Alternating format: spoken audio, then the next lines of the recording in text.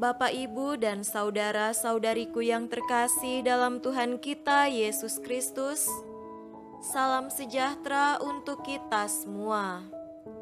Berkat Allah yang Maha Kuasa senantiasa menyertai kita. Hari Minggu tanggal 29 Mei tahun 2022 adalah hari Minggu Paskah ke-7, hari Minggu Komunikasi Sedunia.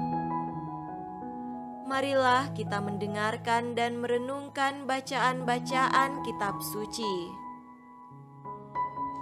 Bacaan pertama dari Kisah Para Rasul, pasal 7, ayat 55 sampai 60. Tetapi Stefanus yang penuh dengan Roh Kudus menatap ke langit, lalu melihat kemuliaan Allah dan Yesus berdiri di sebelah kanan Allah. Lalu katanya, "Sungguh, aku melihat langit terbuka dan Anak Manusia berdiri di sebelah kanan Allah." Maka berteriak-teriaklah mereka, dan sambil menutup telinga, serentak menyerbu Dia. Mereka menyeret Dia keluar kota, lalu melemparinya. Dan saksi-saksi meletakkan jubah mereka di depan kaki seorang muda yang bernama Saulus. Sedang mereka melemparinya, Stefanus berdoa katanya, "Ya Tuhan Yesus, terimalah rohku." Sambil berlutut ia berseru dengan suara nyaring, "Tuhan, janganlah tanggungkan dosa ini kepada mereka." Dan dengan perkataan itu, meninggallah ia.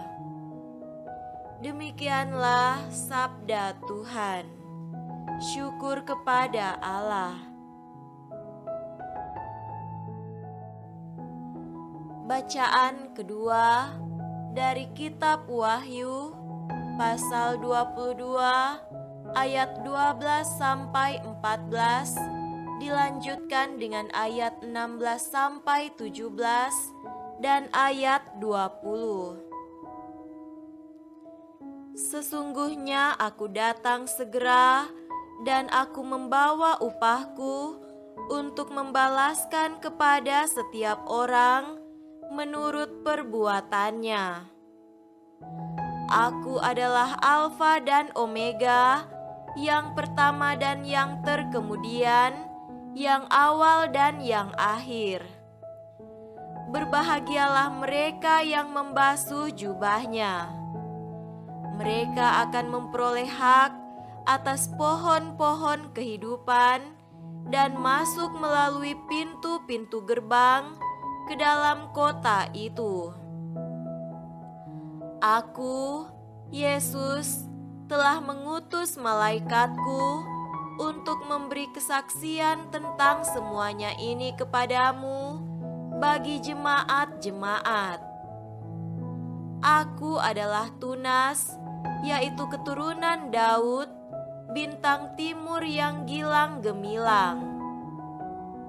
Roh dan pengantin perempuan itu berkata, "Marilah, dan barang siapa yang mendengarnya, hendaklah ia berkata, 'Marilah.'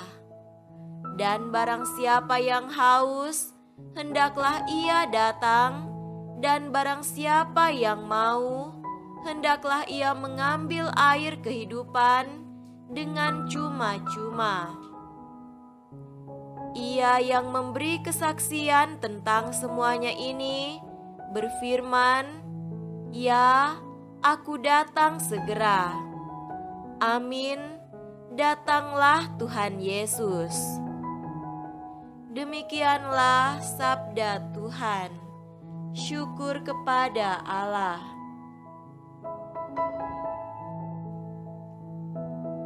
Semoga Tuhan beserta kita sekarang dan selama-lamanya.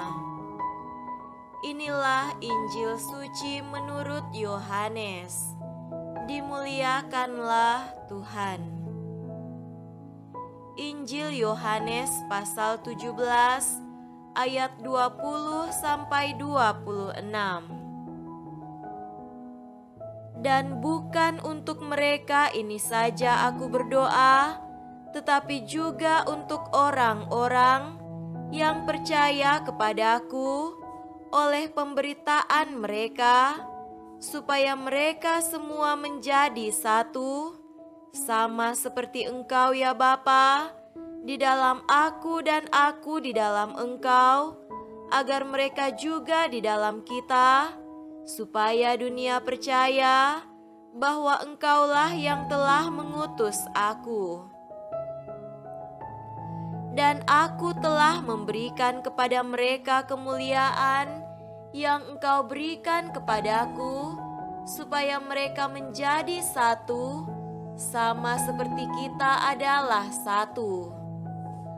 Aku di dalam mereka, dan Engkau di dalam aku, supaya mereka sempurna menjadi satu, agar dunia tahu bahwa Engkau yang telah mengutus aku, dan bahwa Engkau mengasihi mereka, sama seperti Engkau mengasihi aku. Ya Bapa, aku mau supaya dimanapun aku berada, mereka juga berada bersama-sama dengan aku, mereka yang telah Engkau berikan kepadaku, agar mereka memandang kemuliaanku yang telah Engkau berikan kepadaku, sebab Engkau telah mengasihi aku sebelum dunia dijadikan. Ya Bapa yang adil, memang dunia tidak mengenal Engkau, tetapi aku mengenal Engkau, dan mereka ini tahu bahwa Engkaulah yang telah mengutus aku. Dan aku telah memberitahukan namamu kepada mereka, dan aku akan memberitahukannya, supaya kasih yang Engkau berikan kepadaku ada di dalam mereka, dan aku di dalam mereka. Demikianlah sabda Tuhan. Terpujilah Kristus.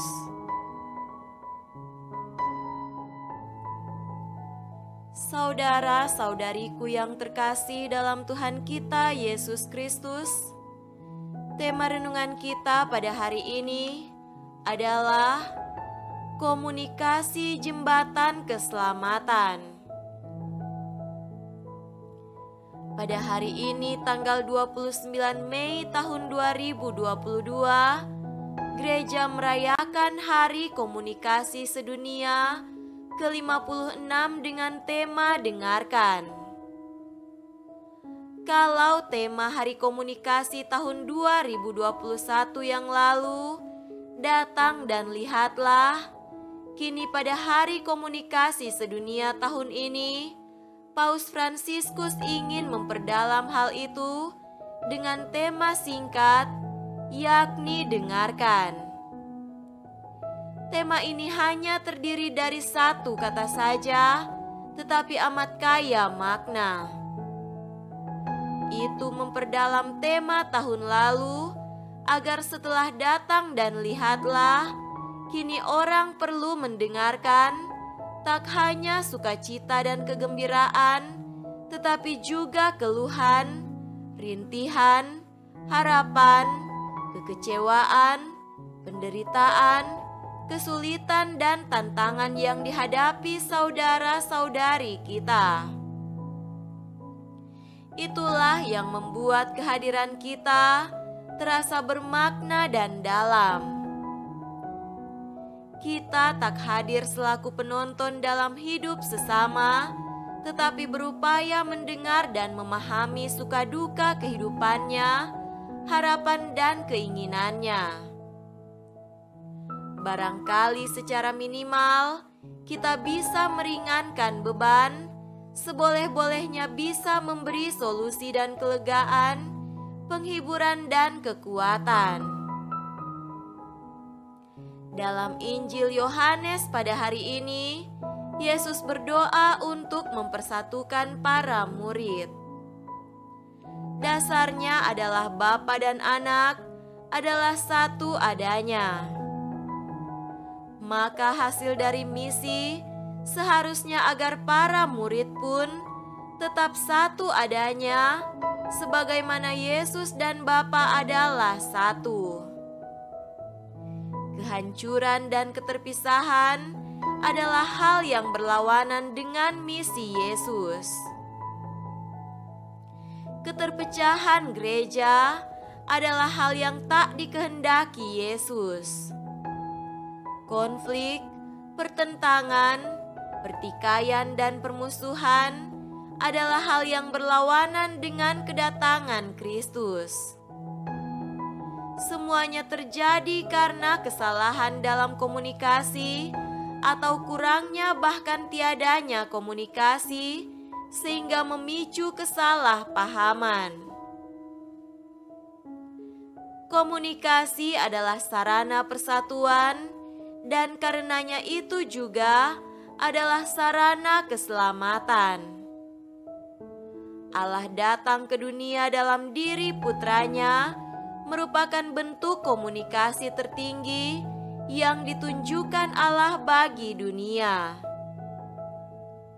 Komunikasi malaikat Gabriel dengan Maria mencipta ketaatan Maria untuk melakukan kehendak Allah.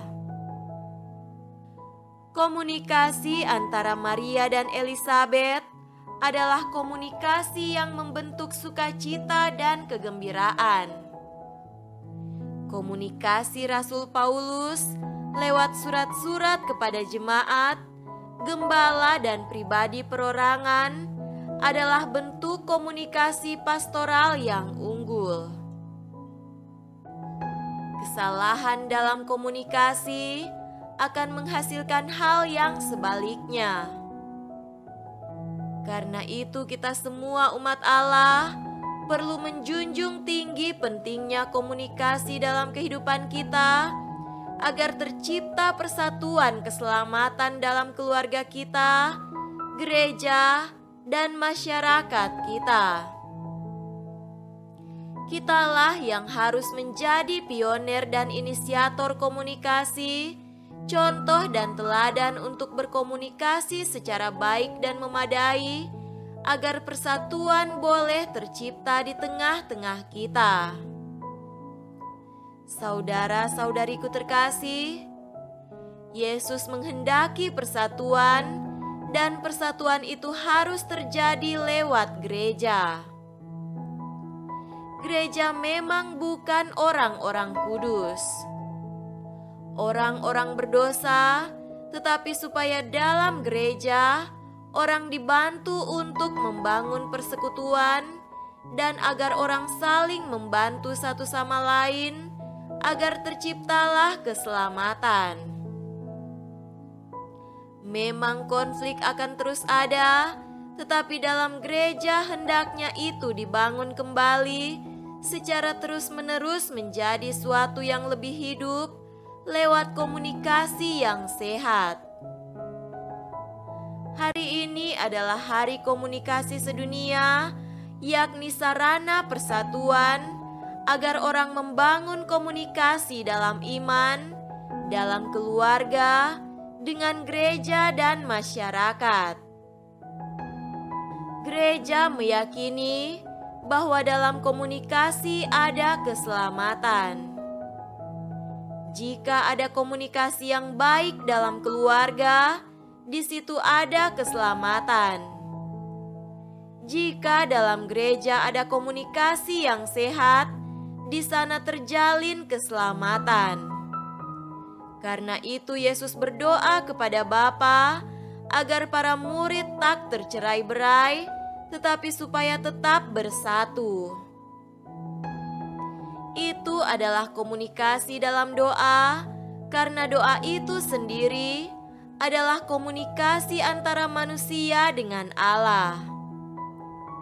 Kalau Yesus berdoa untuk persatuan para muridnya, yang dibawanya adalah keperluan para murid, yakni untuk persatuan para murid.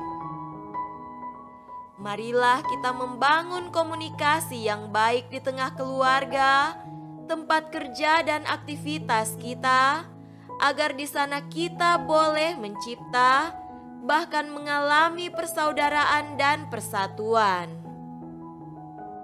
Pakailah segala media sosial yang ada untuk menebar citra persaudaraan dan persatuan, dan hindarilah penyalahgunaan sarana komunikasi untuk maksud yang memecah belah. Semoga demikian. Amin.